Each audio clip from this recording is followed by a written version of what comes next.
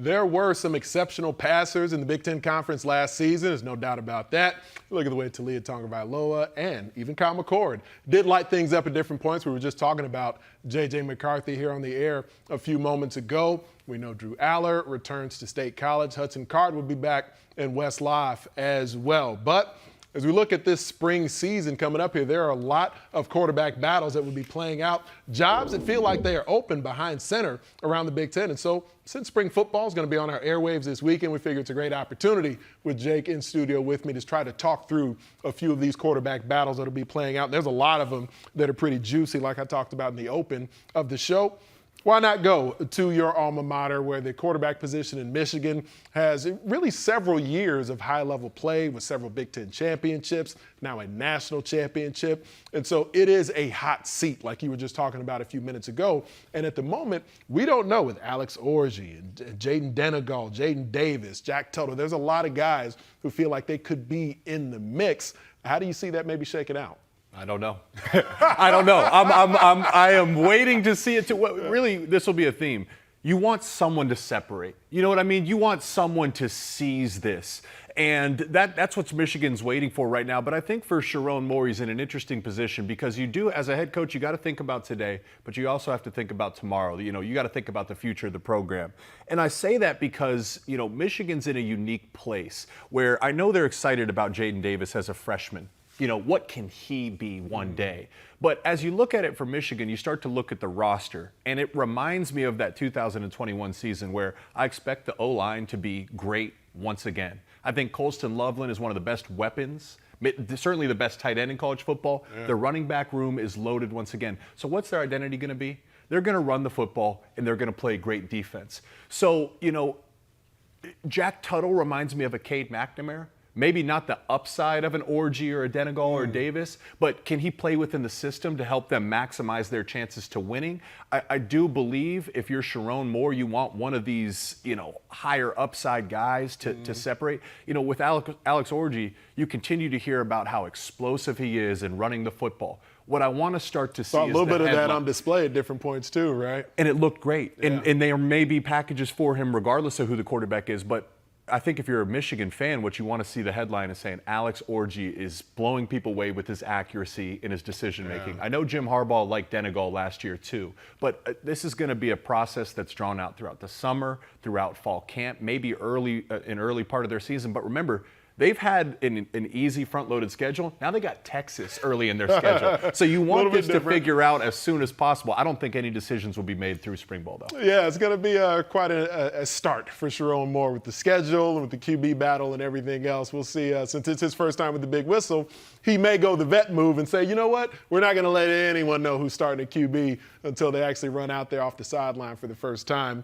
Well, we do know in Columbus, there are big shoes to fill there as well, just for what the quarterback position has meant in Columbus to the Ohio State University. And Kyle McCord put up good numbers last year. The standard is just so high for the Buckeyes at quarterback right now. And so Will Howard, Devin Brown, Aaron Nolan, Julian Sayin, there's a lot of guys with big accolades, but Howard is the guy with the most experience. And again, it's a similar situation where if you're Ryan Day, you want one of these guys to separate and you want to seize it. But, you know, for Ohio State, you absolutely have to acknowledge the fact that this is one of the best rosters in college football, that they feel they can make a national championship run this year. But, you know, they got to beat their rival Michigan, and they got to win when they get to the playoffs. The conference is going to be loaded. I'd put them in that top tier in terms of rosters with Oregon, but as we'll talk about in a second, Oregon has Dylan Gabriel. He's the best quarterback in the conference.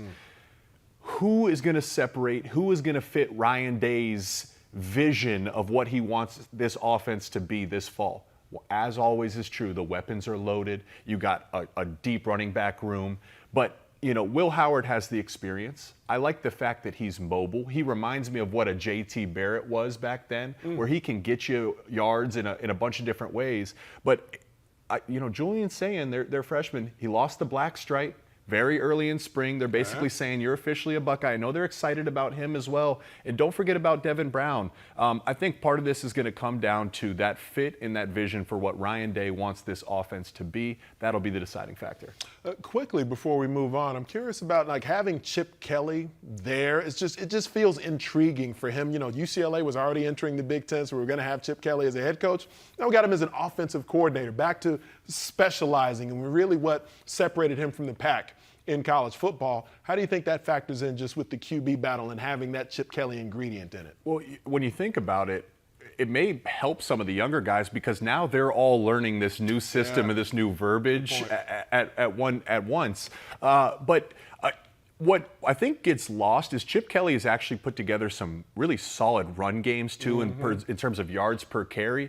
I think if you're Ohio State, you want to continue to lean on this run game, especially you don't have C.J. Stroud under center this year. The defense is going to be improved and loaded once again. So I think what you consider here is which guy can be fundamentally sound, avoid the big mistakes, and complement the run game. They all have the talent to complete the ball over top and make the sexy highlight plays, but I think they're going to prioritize which guy gives us the best chance to win on any given week.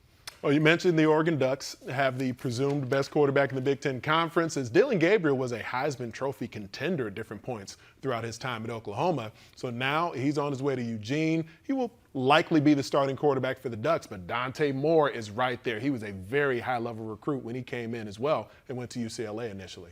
Best quarterback room in the conference right now, best quarterback in the conference in Dillon Gabriel. They got their guy for now, and then they got their guy in the former five-star Dante Moore for the future. What I love about this is, you know, roster to roster, the conversation is Ohio State and Oregon have the two best rosters right now in the Big Ten. That's the common consensus. But Dillon Gabriel's the quarterback to be the difference maker for him. Loaded at offensive line, the weapons all over the place. But then you start to talk about the fit in the system. And I want to use Bo Nix as an example. Bo Nix in his time at Auburn averaged 58% completion percentage.